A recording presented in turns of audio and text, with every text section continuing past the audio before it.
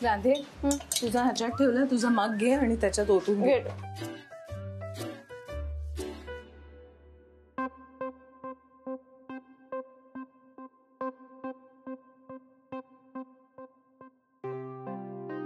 जरा आवरून घेशील मागचं.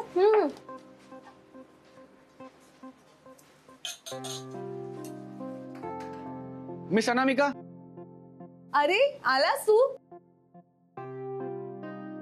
ये ना, ये आत ये ना. घ्या घ्या घ्या. ये ना आत ये ना. तू फ्रेश हो, मी तुझ्यासाठी पण चहा होते. हे सगळं काय आहे? अरे मी वाड्यावर गेले होते तर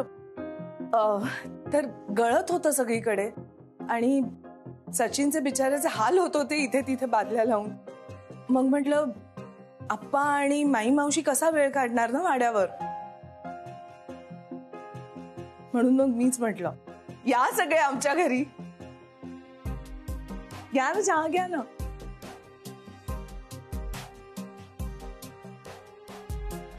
घ्या.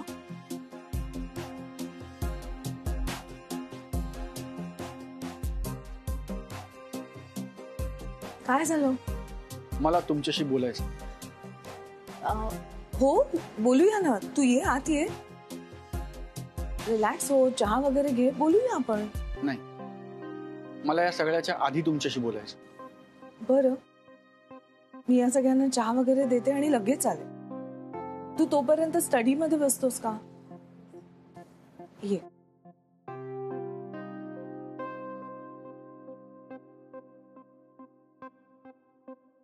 घ्या ना. घेतला ना चहा? आल्या. दादाला काय झालं? मी बोलू का दादाशी? आता अनामिका गेले ना आत, बघतील ते दोघ जण बोलतील.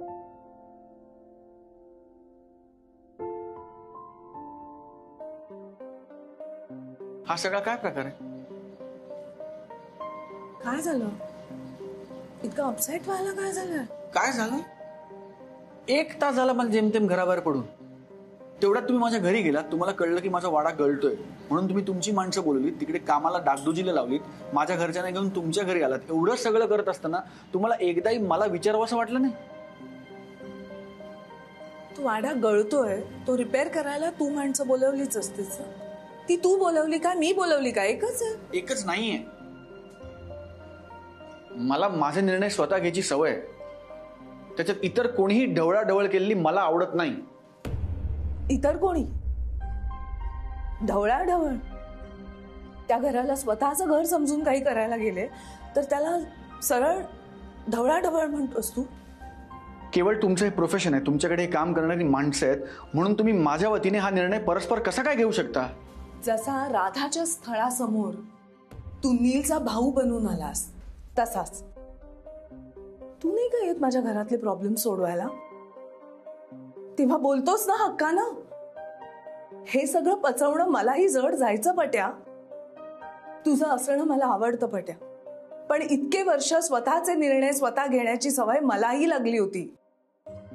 एक माणूस माझ्या आयुष्यात येतो, मला भेटतो, तो माझ्या प्रेमात होता, पण आता तो माझ्या आयुष्यात घुसखोरी करतोय. हे मान्य करणं माझ्यासाठी सोपं नाहीये.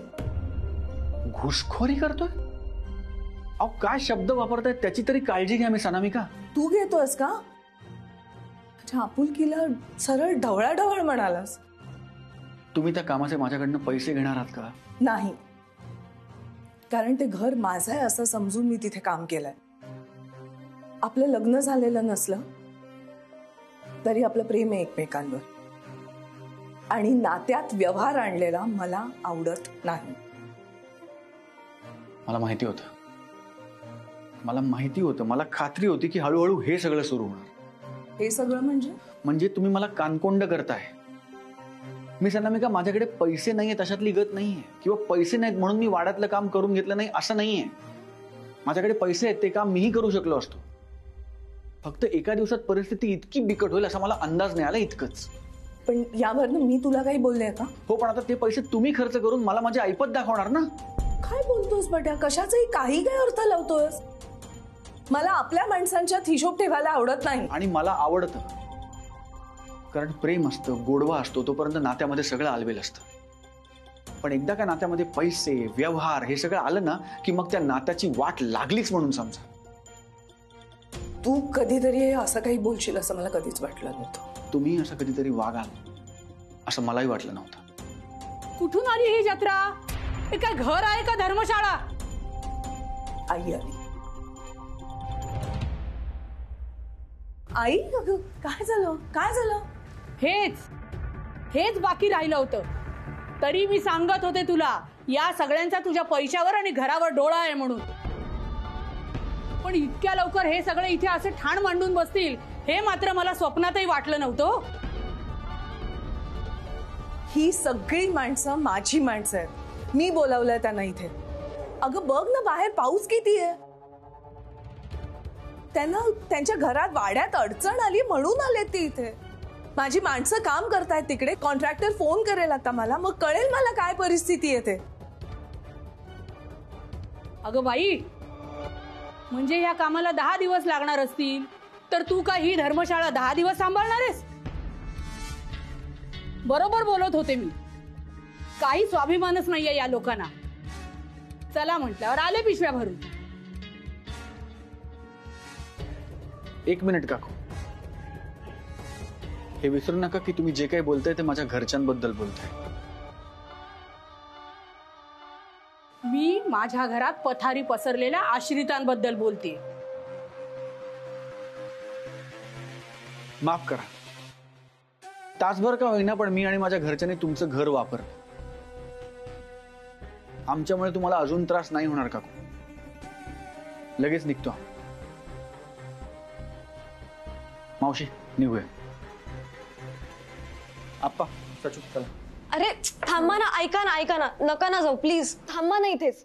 तसंही रमाजी गेल्यापासून मम्मा आणि मला खूप बोर होतं यार. आपण सगळे एन्जॉय करू, मज्जा करू प्लीज. राधा, अगं ही नसती लोढणी गळ्यात बांधून नको घेऊस.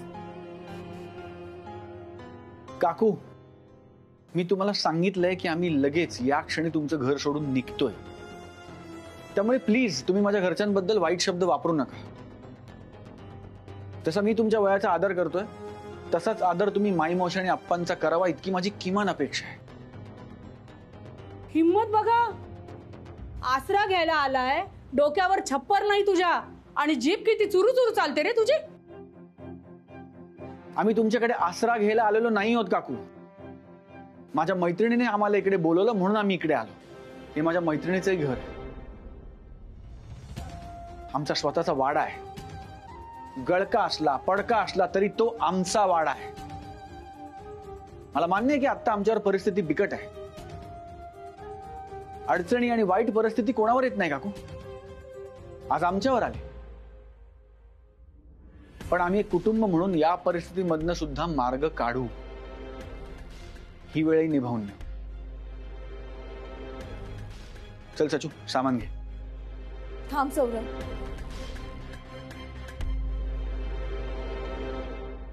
ही माझी माणसं आहेत, हक्काची.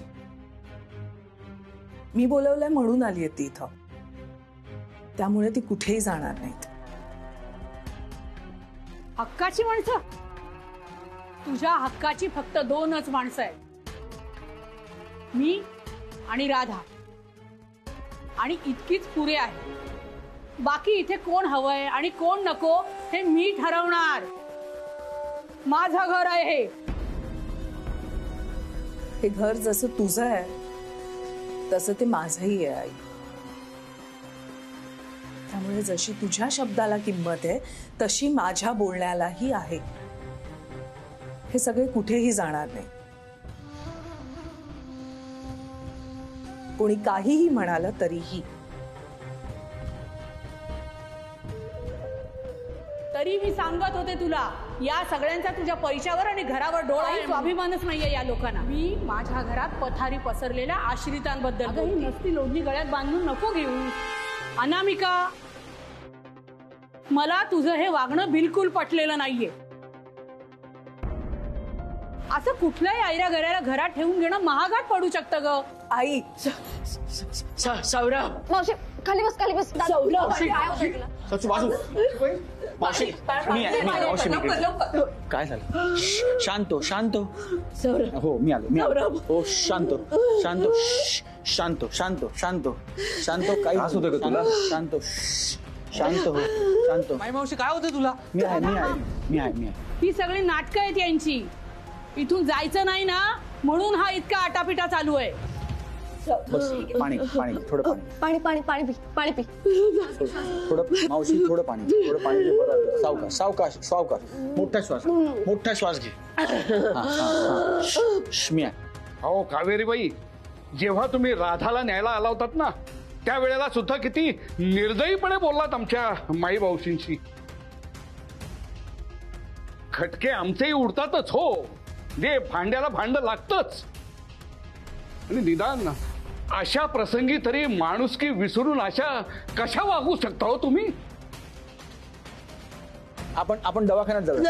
मी गाडी काढू का? दवाखान्यात जाऊया. नाही 2 मिनिटं. बाय बसते शांत. होईल सर. होय. तू बोलू नकोस. शांत. मावशीबाई शांत. बघितलं, हेच हवंय यांना. आई बस.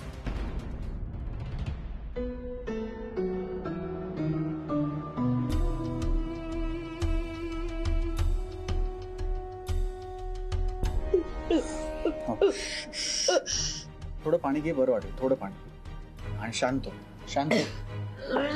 मागे टेक. यांच्यासाठी तू मागे टेक शांतपणे.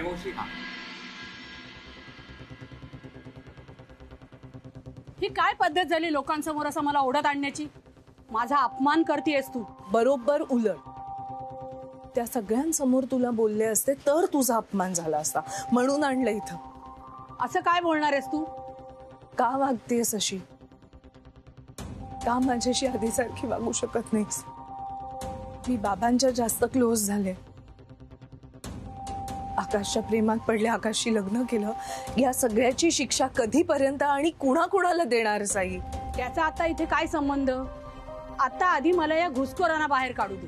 मी कितीही ठरवलं की तुझ्या फक्त चांगल्या गोष्टी आठवायच्या, तू माझ्यासाठी जे जे काही केलं ते फक्त लक्षात ठेवायचं, तरी तू असं काहीतरी करतेस की ते सगळं विसरून फक्त राग येतो तुझा. माझ्याकडे गप्पा मारायला वेळ नाहीये.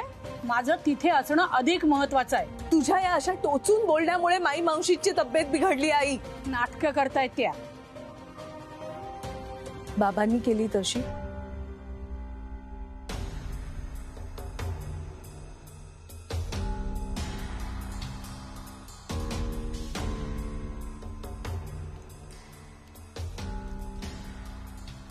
तुझ्या या टोचून बोलण्याचा लोकांवर काय परिणाम होतो याचा तुला अंदाज तरी आहे का गं? तुझ्या वडिलांना उगाच मध्ये आणू नकोस. का नको आणू? बाबांची तब्येत तुझ्यामुळे खालवली आहे. अनामिका, बाबा आजारी असताना तुझ्या या घालून पाडून बोलण्यामुळे त्यांना किती त्रास व्हायचा आहे तुला माहितीये तरी का? औषधांचा माणसाच्या शरीरावर परिणाम होण्यासाठी त्याची जगण्याची इच्छाशक्ती असावी लागते. माझ्या बाबांच्या मृत्यूला तू जबाबदार आहेस आई. काय वाटेल ते बोलू नकोस तू. मी खरं तेच बोलते आई. मी म्हणत नाही की तू जे काही केलंस ते मुद्दाम केलंस, पण तुझ्या नकळतपणे त्यांच्या शेवटच्या दिवसात तू बाबांना फक्त त्रास दिलास, त्यांना फक्त घालून पाडून बोलत राहिलीस. मरणाच्या दारात असलेल्या माणसाला तू फक्त तक्रारी सांगत राहिलीस. ते तुझ्याशी कसे वाईट वागले हे सांगत राहिलीस, त्यांची आई तुझ्याशी कशी वाईट वागली हे सांगत राहिलीस. बाबा तुझ्यामुळे गेले आई. ते मरण्याआधी त्यांची जगण्याची इच्छाशक्ती मेली तुझ्यामुळे. अनामिका, तू तुझ्या आईशी बोलती आहेस. मला माहिती आहे आणि हेच माझं सगळ्यात मोठं दुःख आहे. इतकी वर्ष तू जे काही केलंस ते लक्षात न ठेवता फक्त तू केलेल्या चांगल्या गोष्टी आठवण्याचा प्रयत्न केला. तरीही ते शक्य होत नाहीये. हे सगळं विसरण्याचा प्रयत्न केला मी, पण मी हा भूतकाळ कधीच उकरून काढला नसता. तू मला भाग पाडलीस. तू जे माई मावशींच्या बाबतीत करतेस ना, ते बघून माझा नाईलाज होतो. लहान होतीस तू तेव्हा, तुला तेव्हाही काही कळत नव्हतं आणि आत्ताही काही नीट आठवत नाही. तू कितीही अमान्य केलंस तरी हेच खरं आहे. सतत सांगत असतेस ना मला की मला माझा संसार टिकवता आला नाही. तुझा आणि बाबांचा संसार टिकला याचं क्रेडिट फक्त माझ्या बाबांना जातं. त्यांनी त्यांच्या आई समोर माझी कधीही बाजू घेतली नाही. कारण त्यांना कधी तुझी बाजू पटलीच नाही आई, आणि अनेकदा ती चुकीचीच असायची. हेही तुला त्यांनीच सांगितलं असणार. नाही, मी माझ्या डोळ्यांनी बघितलंय. आजी तुझ्याशी चांगली वागली नसेलच, पण तू सुद्धा तिच्याकडे कसं आणि किती दुर्लक्ष केलंयस हे मी पाहिलंय आई. नशीब समज आजवर मी हे सगळं कुणालाही सांगितलं नाही. सगळं माझ्या पोटात ठेवलं. प्रत्येक माणसाची एक चांगली आणि एक वाईट बाजू असते आई. मी माझ्या राधाला फक्त तुझी चांगली बाजू सांगितली. तुझी वाईट बाजू तू दाखवलीस तिला. आजवर राधाला तुझा राग येतो आई, पण तू माझ्या बाबांशी माझ्या आजीशी कशी वागलीस हे जर का तिला कळलं तर तिला तुझा तिरस्कार वाटेल. वेळीच तुझ्या बोलण्याला आवर घालाई. माई मावशींना काही झालं ना तर मी सगळ्यांना सगळं सांगून टाकेन. राधाच्या मनात तुझ्याविषयी धमकी देतेस. धमकी समज, वॉर्निंग समज, किंवा तुझ्या चांगल्यासाठी दिलेला सल्ला समज. आजपर्यंत फक्त बोलत आले, आता करून दाखव.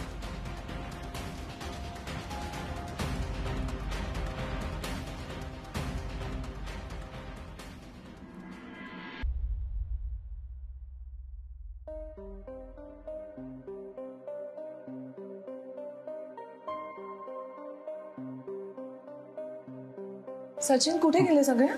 माय मावशीला वरच्या खोलीत झोपवलं. मी औषधं घेऊन आलो. हो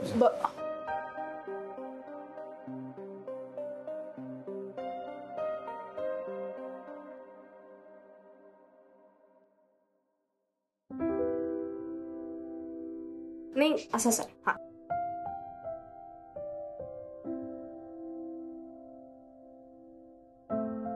अगं बाई, कशाला एवढं कौतुक करतेस?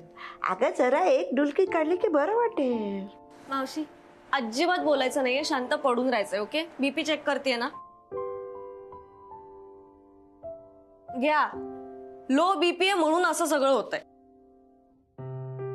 काही नाही, तुला आरामाची गरज आहे. आणि मी मस्त लिंबू सरबत करून आणते, म्हणजे बरं वाटेल. मी डॉक्टरांना फोन करतो. हा चालेल. मस्त सरबत पी, बरं वाटेल. रमाजीला पण सेम प्रॉब्लेम आहे ना, म्हणून मग सवय आम्हाला. बरं आप्पा, एक काम करा ना, तिला फक्त गोळ्या कुठल्या द्यायच्या तेवढा विचारून घ्या ना. नाही तर एक काम करूयात का, रमाजीचीच गोळी देऊया. ती चालते का तीही विचारा, म्हणजे लगेच डोस देता येईल. ठीक आहे, विचारतो मी तसं.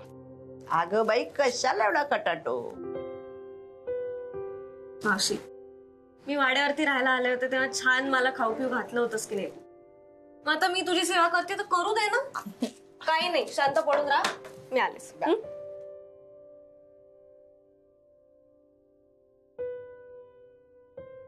एक्सक्यूज मी,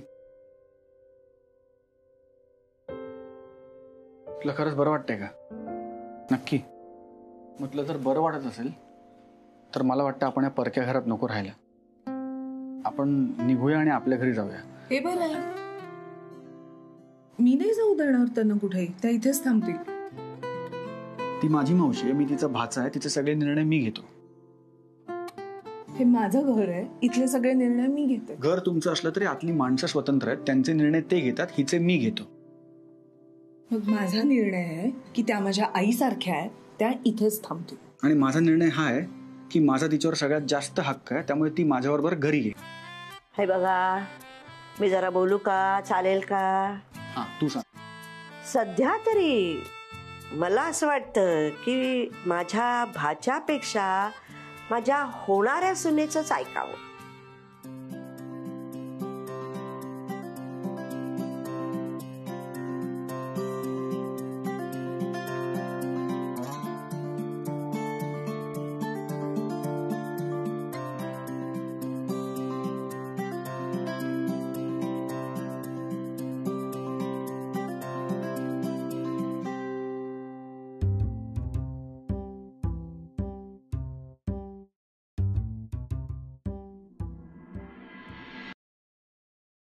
अप्पा तुम्ही विचारलं का औषध चालणार आहे ते? हो दे दे हा येस देऊन आले मी.